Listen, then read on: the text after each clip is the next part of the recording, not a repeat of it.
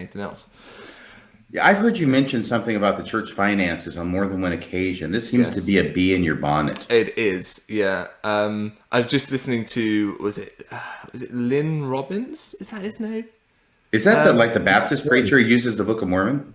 No, I'm thinking the General Authority. He gave a talk in about 2005 Lyn G Robbins, tithing. Lyn G Robbins, that's the one. In 2005. Sorry, go ahead. Yeah, no, so I've just been looking at that, and he says that the natural man has a propensity to hoard. I thought, that talk has not aged well at all. Yeah, exactly. I just brush my beard and think about that. It's what do you bizarre. think? 30 billion too much? Is 150 billion? Because like they had 130, and then GME went to the moon. They made a few extra bucks, and I think they made some on Tesla too. And they've been doing all right out of this pandemic lark. No, yeah. So how much is too much? How much is hoarding? Yeah, apparently not that much. Clearly, so I was looking at that, and I've had a bee in my bonnet about this for some time.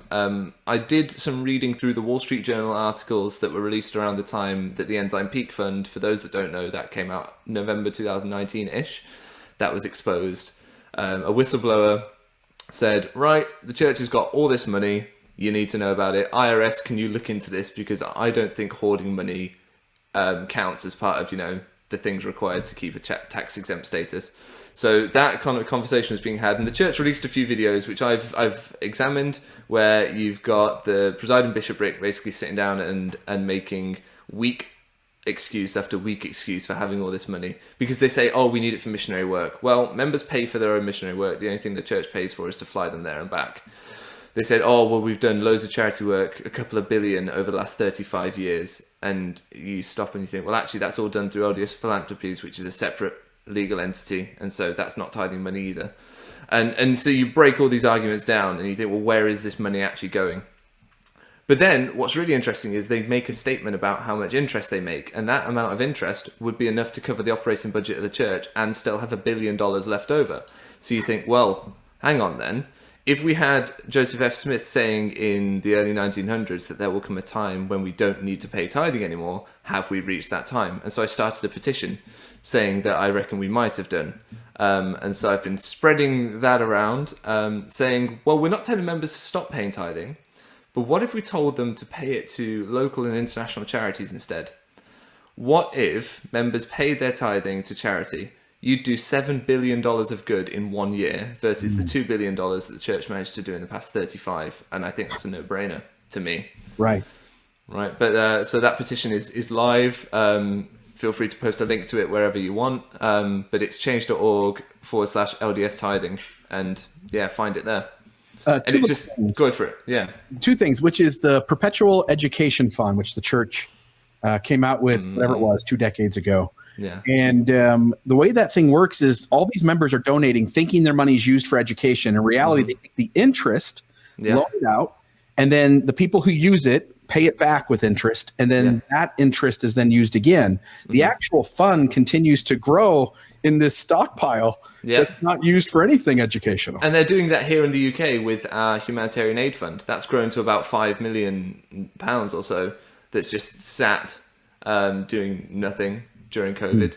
I think that the thing about the Perpetual Education Fund that really gets my goat is that it's poor members of the church pay the church back a loan with, reasonable interest rates. Right. Whereas the children of general authorities and mission presidents go to church-sponsored educational institutions free of charge. Yeah. So it just creates a divide yet again between members of the church who live in the Utah Valley and have, parents that are rich and well off and they get to go for free, but then you've got a member who's trying to better themselves in the Pacific Islands somewhere and they're going to have to pay that church with that much money back. It doesn't sit well with me. But yeah, the church likes to stockpile.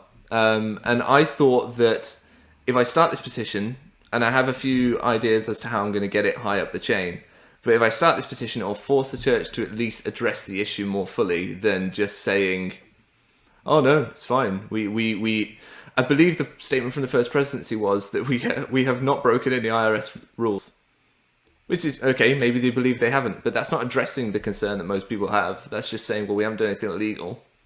You can do a lot of sketchy stuff before it becomes illegal. A lot of immoral stuff. Yeah. Yeah. The church, and any church can do this. Any church can step forward and say, look, we're planning for this thing in the future called the second coming. And every religion has some sort of future thing that could happen. And so the church has kind of that out. But you're right, like billions and hundreds of billions of dollars sitting in some stock funds and not being used to help people out. And if you're struggling to get your head around that number, which I know I did, the website Mormon Billions went live. I don't know if you guys have come across that. It's a very simple website. You go on, it's mormonbillions.com. And all it does is it shows you $1,000 is a pixel. And then it shows you how big $1 million is. Then it shows you how big $1 billion is. And then it shows you how big 100 billion is. And you scroll and scroll and scroll and scroll. And it keeps going and keeps going and keeps going. And it shows you in comparison the state of Utah's education budget for that year at something like 262 million or whatever. It shows you these blocks all along the way to just help you wrap your mind around how big that is. Because it's an incredible amount of money. Yes, it is. And really, I mean, this could not have happened at a worse time from the church's perspective. I've got to feel bad for the leadership of the church. Because all of a sudden, it's November, as you say, of 2019. This gets leaked by a former employee there.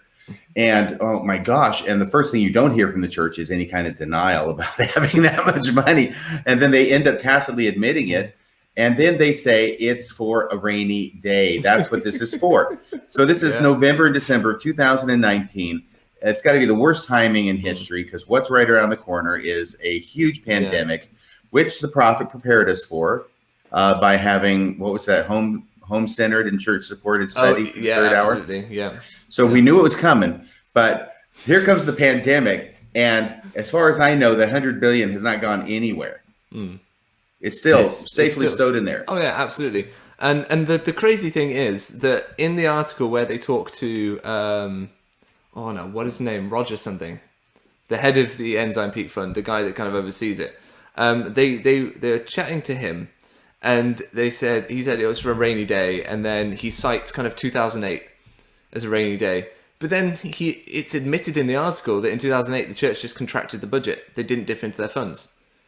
So you can't say it's for a rainy day, cite a specific example of a rainy day, and then we discover within like a paragraph that, oh, well, on that rainy day we didn't actually use it. So don't lie to us then. Don't say it's for a rainy day and give an example and then not have actually used it during that rainy day. Yeah, I think it's right, Mark. It'll have to pour, won't it? It'll have to pour. It'll have to be a 40-day flood like Noah endured. Yeah, because at the moment it's not rainy enough because missionaries are still going ahead with the planned increase to their expenditure each month. It's a 25% increase, so it's $400 to $500. That still went ahead. Yeah, I know it was planned a year before, but it still went ahead. They didn't go, oh, tell you what, guys, we've got this. It's like they're covering the tip at a restaurant or something, which is the equivalent. They would basically just be going, oh, no, actually, don't worry about it. But instead, no, they have to balance their books still at the expense of the members. Right. I think that was the unfortunate interview with Roger Clark where he basically admitted that the reason this fund was such a secret from the members is because if they found out they had so much in the bank, they might not be as inclined to pay their tithing. I believe the quote was, we didn't want them to feel like, they didn't need to pay it. or clean the restrooms. Or, because, we got rid of all our paid janitors around 2008, didn't we? Times were hard, weren't they? Yes, times were hard. Man, if we only knew how many billions were in there then. It would have been up in arms. And I will tell you that talking about money is one thing, right? I can be kind of dispassionate when we're just talking about money, but there's something about those Saturday mornings scrubbing the johns at the local church building that I was involved in because I was doing my bit, Saturday morning, not sacred enough to be not going to church to help out with the toilets and everything else and the vacuuming and the cleaning and everything. Yeah. But when I find out that they've got this kind of money in the bank, it makes me look very differently at the toilet cleaning. Absolutely, yeah. Saturday's the day where we get ready for Sunday, right? Yeah, by scrubbing the johns. I don't remember that part of the song.